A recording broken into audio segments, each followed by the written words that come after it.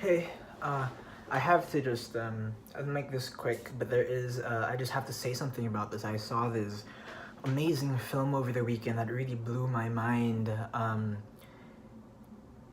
haven't been blown away by a film like that in so long, that I just feel this compulsion to talk about it.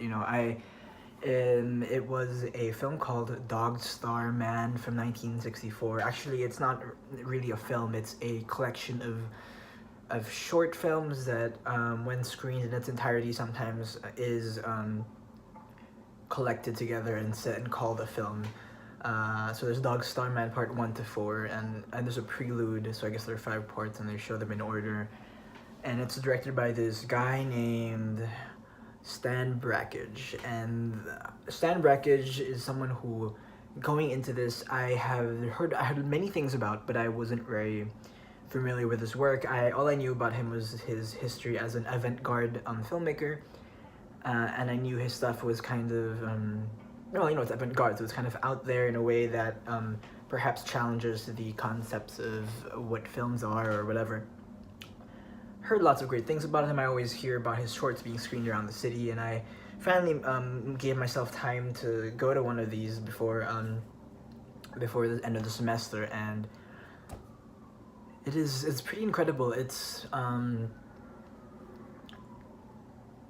film that can't really be condensed into a summary, but there are some. It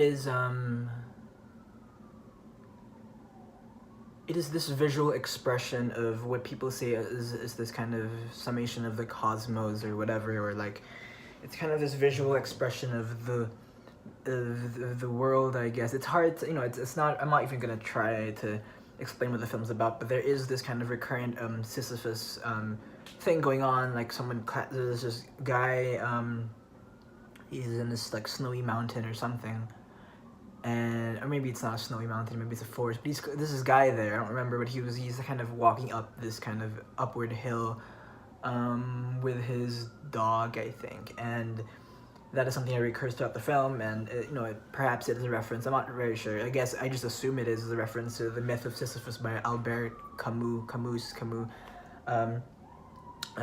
And for those who are unfamiliar, it is about this guy who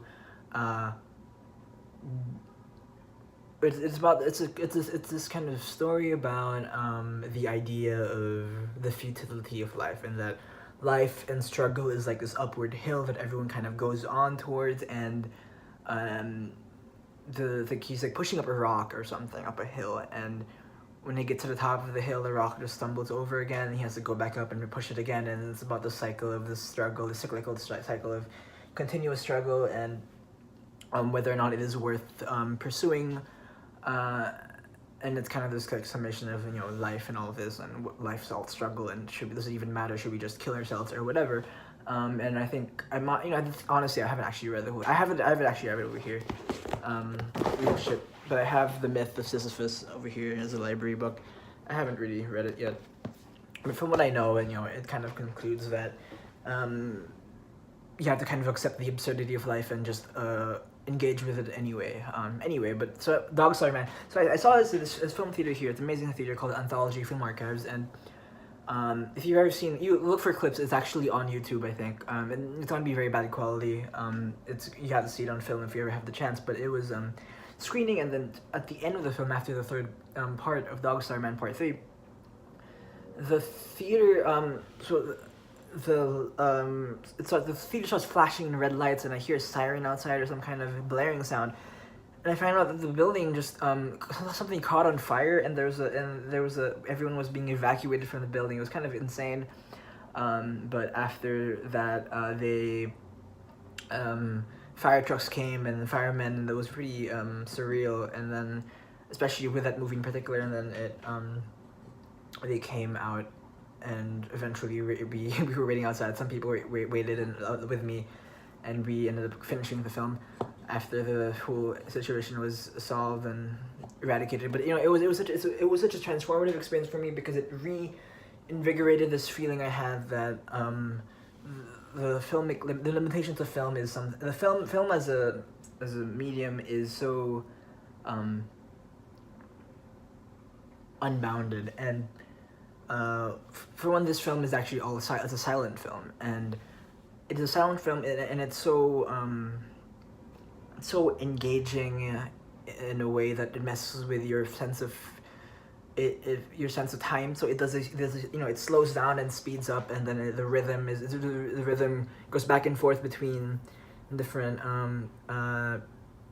speeds, and you get all these very interesting interlays of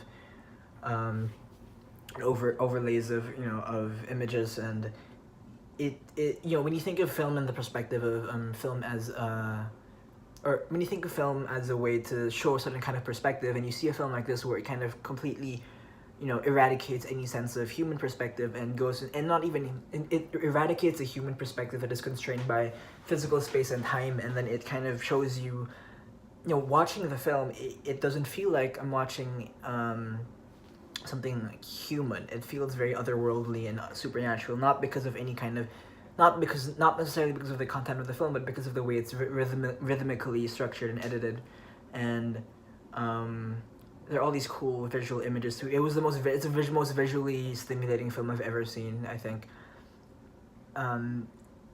Where after so I was sitting there watching the prelude. So it was prelude 1, 2, 4, and then 1, 2, 3, 4, and then after the prelude, I thought for some when it ended, I lost my sense of your sense of time. I lost my sense of time, that I felt like the movie was over. I was like, wow, that was incredible. I don't know if I can take any more of this. I'm so exhausted from intense concentration. And then that was just the prelude, and it goes on for more episodes. And I've been kind of obsessed now with Brakhage. I got some more books. I got some books over here. Let me get some of them. I got like 3 books from the library. One is a book about Brakhage's childhood. It's called Brakhage's Childhood. I'm interested in the guy. This one about avant-garde cinema. It's called Light Moving in Time. Let me show it. See if I can get nice light moving in time aesthetics, studies and visual aesthetics of avant-garde film. And I got this book by Brakhage himself. It's called The Metaphors. What is it? Metaphors on Vision. Which I guess it's his thoughts in his own films, and it came out in '63, so the year before Dog Star Man was fully completed. So I mean, very fascinating stuff. And if you ever had a chance to check out Stan Brakhage, check out avant-garde cinema, check out Dog Star Man if you can. If you can't, look for a clip of it. It's on YouTube. I saw some clips of it.